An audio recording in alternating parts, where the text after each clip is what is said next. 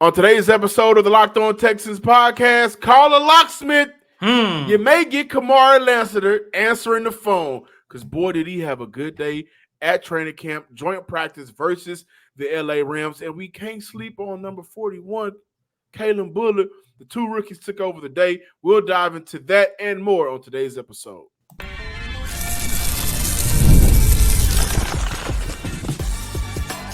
You are Locked On Texans, your daily podcast on the Houston Texans.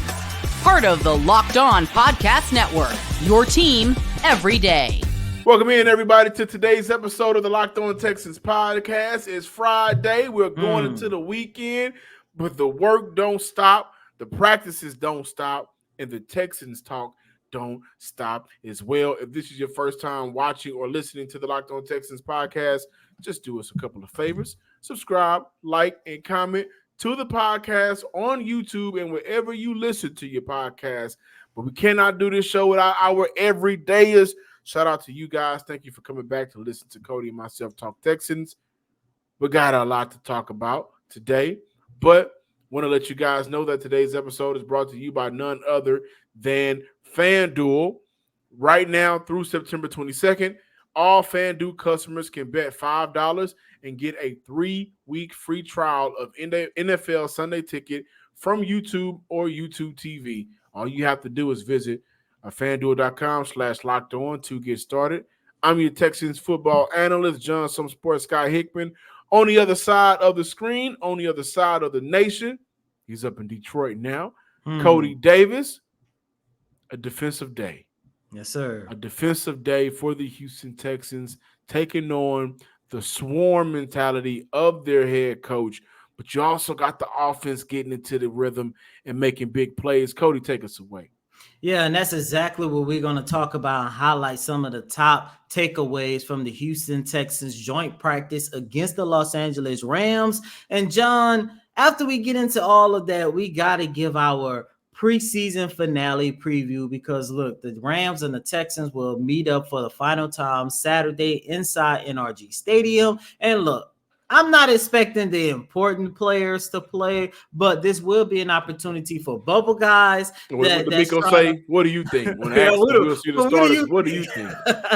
What do you think? But look, I'm not expecting to see none of the starters or none of the vital players of the Houston Texans to take the field on Saturday. However, there are still a lot of guys out there who's on a bubble making this 53-man roster, and those guys who can still put out some good films in hopes of picking up somewhere else. But we get into that a little bit later. But final day of training camp for your Houston Texans ended with a joint practice against the Los Angeles Rams. And John, I am happy to say that I've been told that the Houston Texans in 2024 are for real. And I love that because what have I been saying? You've been ever told?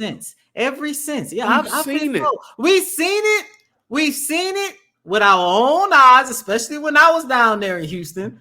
You know, you gonna see it again on Saturday. You saw it last Saturday, but to see it in practice against another team, against players who do not know your intangibles already, it just takes on a different meaning. And, both sides of the ball put on the show. I'm going to start on the offensive side of the ball. Look, CJ Stroud, Stephon Diggs, I said this several times throughout training camp. I'm going to say it again. Those two guys will definitely be at the top of the league when you take a look at the best quarterback wide receiver tandems for the 2024 season. On the very first play on 11-on-11 play, Stroud connected with Stephon Diggs for a touchdown pass. They really don't know if it was a touchdown or not because apparently Stephon Diggs' foot was out of bounds, but he said his foot was inbound. So it was a little bit of a confusion going on with that. However, just to know that CJ and Stephon Diggs connected on the very first play like that lets you know how dangerous that can be.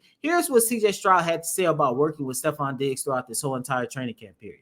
It's improved drastically. I think, me and him kind of already had a natural connection on the field, and, we just built it. So I think you've seen it on the field of just reps after rep after rep, just me and him having a conversation, talking about things we like, we don't like, and just being transparent. But, it's going to continue to grow, and, it's going to be a special connection. In addition of Diggs, CJ Stroud put on another clinic at practice, connecting with several of his targets, one of which was Joe Mixon. He had an opportunity to connect with him on a wheel route. And look, for the second or third day, we are getting news, we are getting reports. And John, you're going to have an opportunity to see eventually, if not on Saturday, then hopefully for the home opener against the Chicago Bears. But Joe Mixon is definitely getting closer to the player that the Houston Texans traded for. And look, I loved it because not only did the Houston Texans get the Joe Mixon that they was hoping to get when they traded from him and during his departure from the Bengals, this offense had an opportunity to put on the clinic with all 5 of their offensive line starters taking the field. That lets you know how dangerous this offense is going to be for the 2024 campaign. However, John, even though the offense looked good, even though CJ is starting his MVP season as of right now in training camp, the number one topic for the Houston Texans following this joint practice was the defense. And look, several players on the defensive side of the ball. I'm locked out. I need a locksmith. On the defensive side of the ball. I need help. Plays. But for the umpteenth time, the number one guy who stole the show was Kamari Lassiter. And John, I'm at the point now. I don't know what else our colleagues, I don't know what else we can say about this quote unquote rookie. Yeah. With Kamari, what I like about that young man so much is the dog in him. Dog in him. And our friend, a really good friend of the show, Big Sarge, tweeted out, this young man had one hell of a day against the Rams at joint practice. And his teammate on the opposite side of the ball, and this is a Georgia Bulldog, and this is an LSU Tiger. Yes, and sir. We know how deep that rivalry goes. He quoted Sarge and said, bro, different for real. And you saw it at practice going up against Cooper Kupp, going up against one of the league's best receivers, making plays, pass deflections. If he's not able to get the interception, tipping it over to Kalen Bullock, who also had a great day. We'll talk about him. The Houston Texans, I think, did a very good job when scouting this young man. If you guys remember during our offseason time when we were looking at draftees, I said, listen, y'all may want to go pay attention to this young man. Don't get caught up in his speed. Don't get caught up in his 40 time. Get caught up in his feet. Get caught up in his hips. Get caught up in his route anticipation. Get caught up in the things that athletically you can't hide from if you're bad. And he's good, potentially going to be great at all of those things. And so what I wanted to see, go back to yesterday's show, guys, I wanted to see how Houston was going to respond to a team in practice that didn't have a jersey on, that wasn't familiar with their tendencies, right?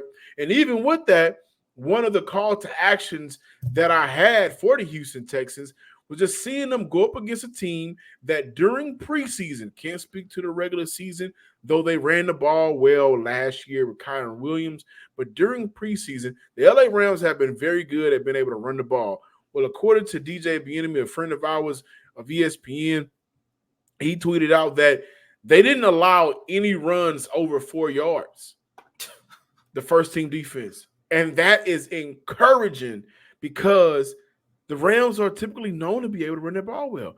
The Rams actually do what the Houston Texans have been wanting to do for the past 2 years, right? Same type of scheme, even looking at some familiarity with the playmaker in Cam Akers, played for the Rams. Now is here in Houston for the Texans. So I think that was one of the more encouraging parts of the week, of the day for me, just hearing how well those guys were able to stop the run. And hopefully that's a trend that continues to Saturday's game. I'll be there, so I'll be able to tweet out, keep you guys updated, and bring that back to the Locked On Texans podcast where you can listen to us talk about it.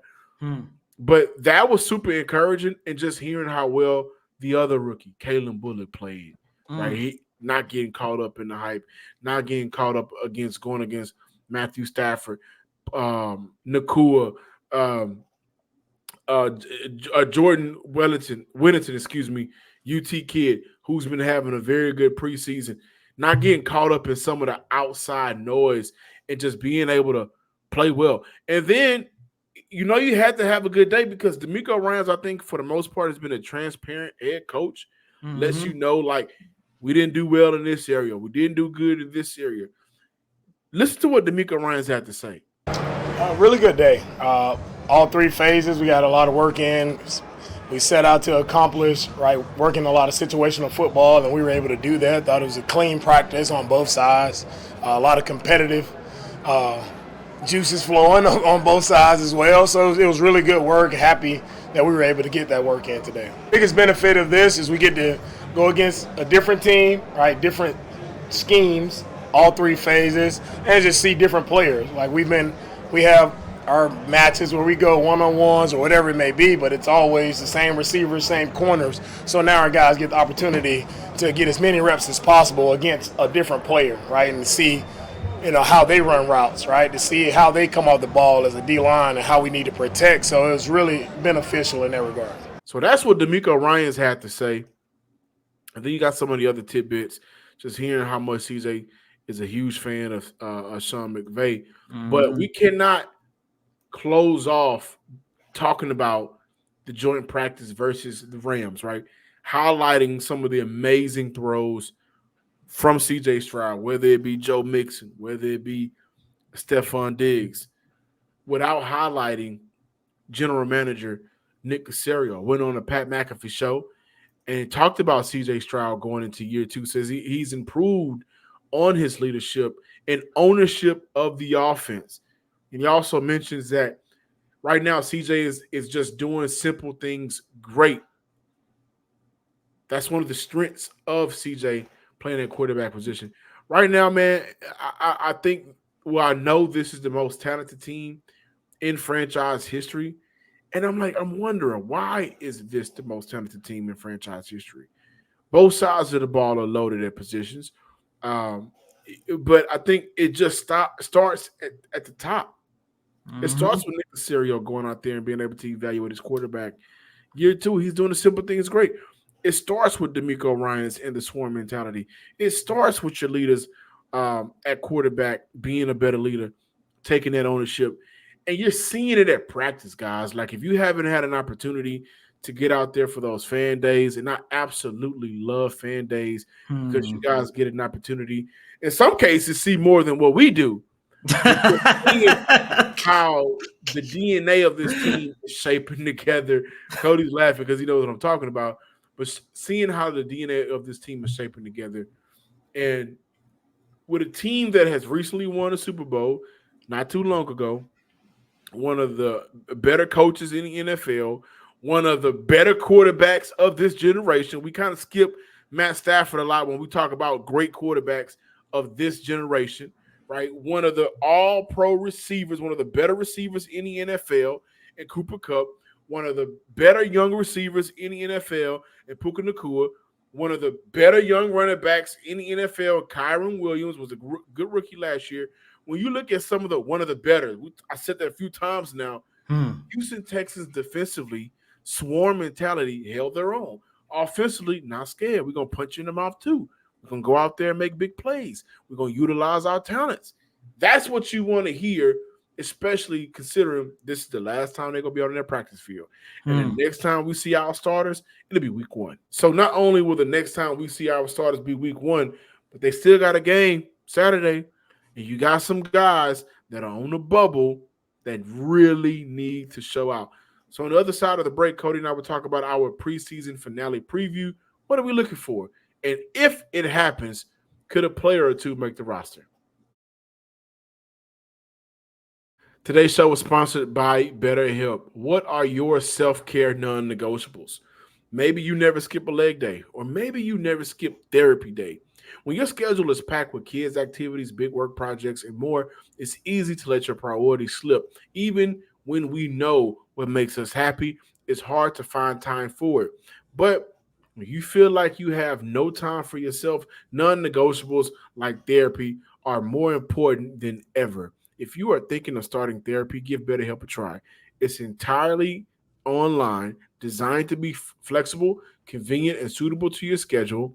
And all you have to do is fill out a brief questionnaire to get matched with a licensed therapist and switch therapists at any time for no additional charge. Never skip therapy day with BetterHelp. Visit betterhelp.com/lockedon today to get 10% off your first month. That's BetterHelp, HELP/locked on.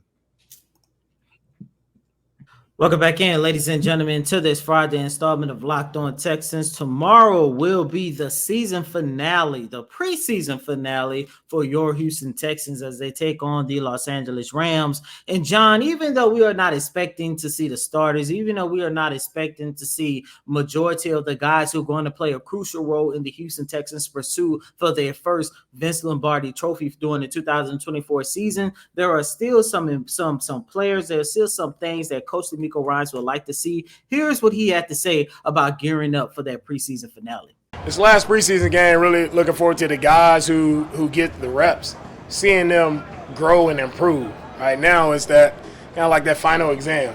Right, we've been going for about a month here in training camp, and all of the coaching points and all the tips we've been giving guys. Like, can you go out and pass this final exam? Like, how much have you grown? How much have you learned? And can you showcase that right on the big stage? I think overall, the one guy, the biggest name that I'm hoping to see on Saturday is going to be Dameon Pierce. He did have one good run during the joint practice on Thursday, and that gave people a lot of hope once again. We're still rooting for Dameon Pierce, and especially with the 53-man cut down day roster being held on Tuesday. We are still hoping that he actually makes the team. However, John, I still do believe, at least when you take a look at the running back room, there's still a lot that needs to be considered, because if Dameon Pierce make the team, it's going to be like, okay, what is his role going to be? Because as of right now, if the season started tomorrow, a lot of us, including you and I, have more faith in Cam Akers taking him as RB2 than DP. But outside of Dameon Pierce, you also got to see how in the world will the rest of this cornerback room is going to play out. Yes, we have given Kamari Lassiter a lot of praise basically ever since the start of rookie minicamp. But you take a look at some of the other guys, somebody like Jeff Okudah, who's basically been sidelined for half a training camp. CJ Henderson had some good moments, had some bad moments, and everybody else in that cornerback room, it's like, man, I think me and John could have done better. Same thing with the safety unit as not that corner. Same thing with the safety unit as well, and even on the offensive line. John, there are several guys that I'm looking at on Saturday that I'm thinking to myself, man, this is your time to shine. Because once again, even if you fall short of making a 53-man roster or the practice squad roster, because remember, even though not too many people talk about the guys who fill in the practice squad roster, I do want to give Nick Caserio credit for the amount of attention to detail he gives to building that practice squad roster.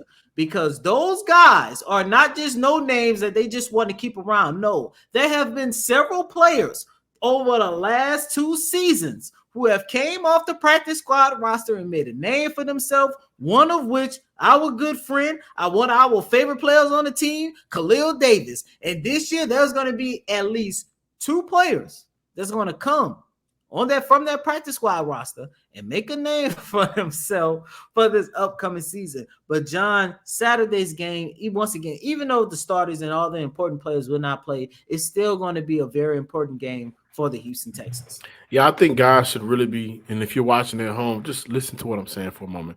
I think what we really need to look at is just how the rest of the roster is going to shape out.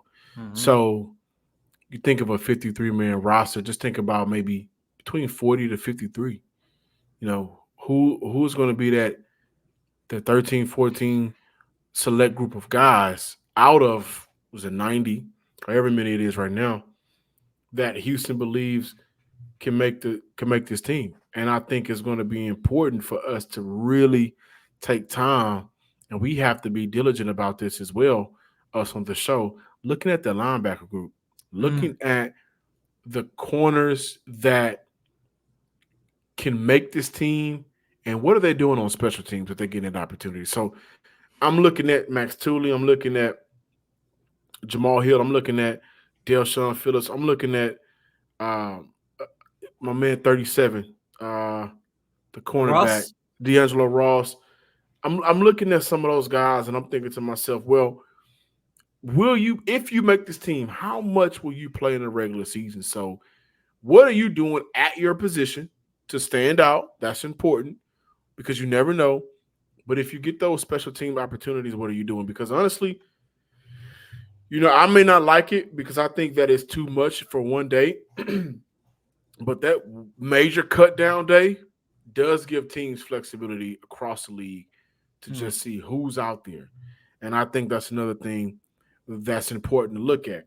Is there a player that we are considering here in Houston? If I'm Nick Caserio, D'Amico Ryans, we have about $20 million in salary cap, and I still believe that they could potentially look at a trade deadline move to help this roster, get them over the hump. Most definitely. But is there a player that's going to be cut, released, that we are weak at a position, guys that we're given an opportunity to play Saturday, they didn't go out there and perform, well, this player will be let go. And maybe we can bring that player in. So I think some of these players may have an edge up on some of the guys in their position battle, in their position room, but maybe not over other guys in the NFL that'll stop Nick Caserio, D'Amico, and that group for saying, okay, well, we can upgrade at this position. And to do so, we got to go outside our building to do that. So I think we're going to see a handful of guys get a lot of good snaps. Case in point, last year in the last preseason game, Desmond King played like 3 quarters.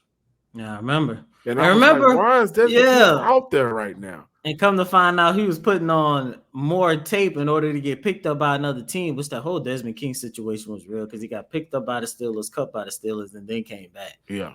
But situations like that, you got to look at the reality of it, right? It could happen. So I don't know. Like we mentioned Damian on the offensive side of the ball. I think for Houston, we still haven't seen Noah Brown in a preseason game. We hadn't really seen him in practice in a while. Steven Sims is a guy, like when I mentioned special teams, okay, are you beating out the guys at your position? Well, I don't think he's beating out John Mechie or Xavier Hutchinson. So are you beating out Robert Woods? And if you are beating out Robert Woods, okay, how are you going to be able to impact our team on special teams? All 3 phases is important for this team. It's important for every team, but not every team has C.J. Stroud in a championship window that they're chasing. And you got to make sure that your players on the back end are performing in their role like you need them to. So I think this Saturday's game may be one of those boring games, but a lot of takeaways, if that makes sense. Like, we're not going to see the starters. We're not going to look at the game with the same excitement, because when you go to a football game and you got a quarterback like CJ on that roster, you want to see CJ. You want to see Joe Mixon. You want to see Stephon. That's not going to happen. But where it will get fun is on the back end. I'm saying they'd be down the sideline. But you'll see them celebrating. Exactly. But it's going to be exciting to see how the back end of this roster is going to shape out. Now let's go ahead and take a trip over to the YouTube comments, where you guys have been pretty active this week. So we'll talk to y'all before we close out this weekend's show. When you're hiring for your small business, you want to make sure that you find quality professionals that are right for the role. That's why you have to check out LinkedIn Jobs. LinkedIn Jobs has the tools to help you find the right professionals for your team faster and for free. LinkedIn isn't just another job board.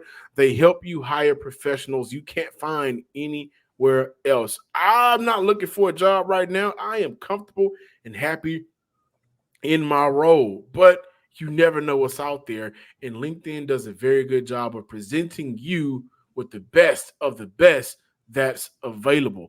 And even for small businesses out there that are wearing so many different hats and may not have the time or resources to hire, LinkedIn is constantly finding ways to make the process easier. They even just launched a feature that helps you write job descriptions, making the process easier and quicker and faster.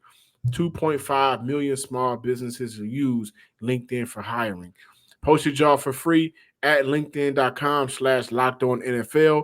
That's linkedin.com/lockedonnfl to post your job for free. Terms and conditions apply. Welcome back in, Locked On Texans listeners and viewers. I do not want to close out today's show without highlighting Jalen Petrie, highlighting how good of a job those D tackles have been doing for the Houston Texans, led by Folu Fatukasi and Mario Edwards Jr. A big shout out to the D-line, man. They make my job so easy. Like, it's a lot of things that go unseen with them, and this is the shout out for them. So make sure that y'all put that out there because they do a lot of the dirty work to make guys like me and the back end make a lot of plays. So huge shout out to them and our coaches too. They do a good job at making sure that they're putting me in the right spot to make plays, and then it's just about going out there and executing them. So, yeah. That was Jalen Petrie just highlighting his teammates, giving them a shout out. And you love to see that. But let's go ahead and take a trip over to the YouTube comments. This is from Devon2. He said, y'all sat there and heard Coach say DP hasn't even got a real shot this whole preseason, but somehow you think he's not going to make the team. Clearly, they haven't made his evaluation in the preseason a priority because they want to see it in a real season. We are only going off for our eyes. That's it. I don't think there's no way around it. And thank you for commenting, Devon. And again, I think people have been getting us mixed up with DP hate for about a year now. That is never the case. But what we will say and what I will stick by is there hasn't been a game this preseason, and this is excluding Joe Mixon. He hasn't played, so Damian has gotten the starter opportunities where Damian has looked like the better running back. Exactly. That's just plain and simple. Exactly, John. All I'm going to say is 8 carries, 9 yards. And once again, I understand that majority of the offensive line has been in and out for the whole entire preseason. But you take a look at what DP did, and you take a look at what British Brooks, Gerard Jordan, Cam Akers have been able to do. Sometimes playing behind a weaker version of that offensive line, and they still look better than him. So, look, once again, man, just like I said on yesterday's show, if I'm Dameon Pierce, put me out there the whole half, coach. Matter of fact, just let me play a whole game. Yeah. And we can take it from there. But once we don't hate Dameon Pierce, we've been rooting for Dameon Pierce. And I've said this countless times on the show, and I'll say it again. You know, my criticism of Dameon Pierce now has nothing to do with last year, because I knew last year when I was in the locker room around him and everything over his first 2 years in the league, something was different, something was off. The first part of training camp, I thought we was getting that version of Dameon Pierce back, but we did. Unfortunately, we did for like a week. Did. And you was there. Matter of fact, I think you was there when we had talked to him as a group, and you started to see that charisma that he had coming back. But for one reason or another, these last 2 preseason games, once again, 8 carries, 9 yards, he has to show something. And like I mentioned early on in the show, even if he makes the 53-man roster, if the season was to start Monday, we would be sitting here saying, hey, if Joe Mixon not in the offensive backfield, you need to make sure you got Cam Akers out there, because he has definitely looked like the better running back. And I think a question we may need to look at, what's more likely, Houston carrying 4 running backs to keep Dameon Pierce, or Houston carrying 7 receivers? I don't see 4 running backs. I don't see 4. Well, depending on what you think of Darrell Gumbawale, was once again, and I'm not being funny because I know this has been a running joke all offseason, but he is more so a special team guy at this point. And we have seen him go out there and actually make some plays on special teams. And I'm talking beyond that field goal that helped the Houston Texans win that game against the Tampa Bay Buccaneers. No, he has actually done some stuff on special teams, but John, maybe we could dive into that on Monday, because that's going to be the day before a cut down day or something. But man, it's going to be tough, man. But my thing is, if DP as of right now makes the team, what is his role going to be? Yeah, we got a few comments just shouting out Derek Stingley. Sting is my favorite.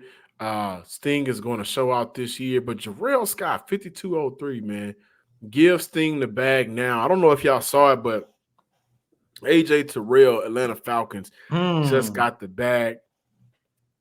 And that got me thinking. When it's time for Stingley to get a bag, his next contract, if he replicates what he did last year, he may reset the market. That's why Houston makes the trade for Stephon. Mm-hmm. That's why Houston Give goes out Danielle there and get Hunter for 2 years. For 2 years. That's why you go get Joe Mixon. That's why you bring in Aziz. That's why you go get Danico. That's why you go do some of these things, because the reality of the situation is whenever it's time for people to start getting paid, your window shrinks. And by the time it's time for your quarterback, the only GM I've seen do it to keep a window open right now off the top of my head is Howie Roseman. I don't know how Howie does it, but he has done a very good job of making sure that he got players and playmakers on that team. But I think when it's time for Stingley to get that bag, it's gonna look crazy. I mean, especially if he and I'm saying if, but I really want to say when he goes out there and get that All-Pro nod this year. It's all about health, man. It's been all about health ever since the second season he had at LSU. If that young man stay healthy, boy. But John, I'm not gonna lie to you. I'm scared when it's time to start paying these young guys. Yeah. Because Lord have mercy. And I know we talk about CJ, but I mean, there's Will on the opposite side of the line of scrimmage. Yeah. Shout out to I Must Pandaline. Very unique name. Shout out to you though. Shout out to, and I did kind of compare Champ Bailey and Derek Stingley, and I think that's a great comparison. Shout out the everydayers. That's all I gotta say, man. Let's go into this Friday. Let's have a great day. Let's go into this preseason game, and I want you guys to really come out to the NRG, support your Houston Texans, have fun, but look at some of these quote-unquote, and I do mean quote-unquote, no-name players, because they have a name to somebody. It could be their mom, dad, or their family. Their name matters to somebody. But look at some of these players that are on the bubble, that are fighting for a roster spot, and look and see how they fit the mentality, because this entire week, what have we heard? You cannot be soft in Houston.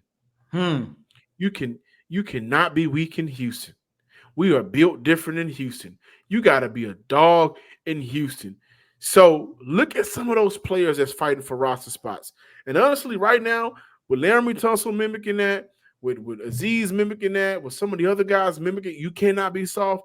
I like Delshon Phillips and Jamal Hill over Jake Hansen and Neville Hewitt. I would not be surprised if Houston keeps those two young linebackers. Thank you guys for watching today's episode.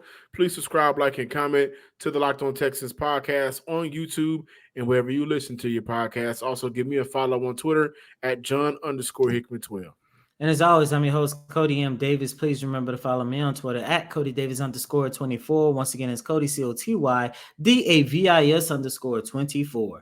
Until next time, ladies and gentlemen, peace.